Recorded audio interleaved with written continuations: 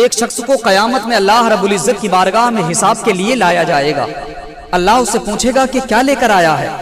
وہ عرض کرے گا نمازیں بے شمار پڑھی ہیں، صدقہ و خیرات بے شمار کیے ہیں، حج بھی بے شمار کیے ہیں، ہر عبادت کرنے کی کوشش کی ہے۔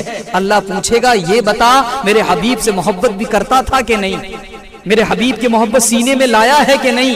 میرے حبیب کے دشمنوں سے کبھی عداوت کا اظہار بھی کیا ہے کہ نہیں؟ میرے عزیزو کہاں گئی نمازیں؟ کہاں گئے صدقہ و خیرات؟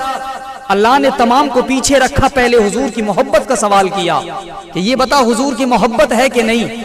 آج ہم حضور کی عظمت پر بات کریں تو لوگوں کے پیٹ میں درد ہوتا ہے، حضور کے اختیار پر بات کریں تو لوگ کہتے ہم تو نماز اور روزے کی باتیں سننے کے لیے آئے تھے، آپ نے یہ حضور کے اختیار پر بات چھیڑ دی، آپ نے حضور کے علم غیب کا مسئلہ چھیڑ دیا۔